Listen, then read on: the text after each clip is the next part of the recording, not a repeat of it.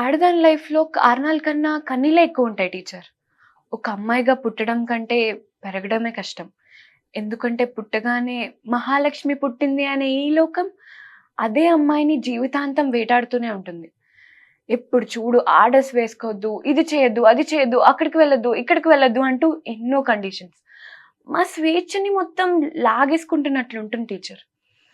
ఏ news చదివినా, ఏ paper చదివినా ఆ అమ్మాయిని రేప్ చేశారు, ఈ అమ్మాయిని చంపేశారు అనే న్యూస్‌లే. నేను కూడా ఏదో ఒక రోజు న్యూస్ అయిపోతానేమో అని భయంగా ఉంటుంది టీచర్.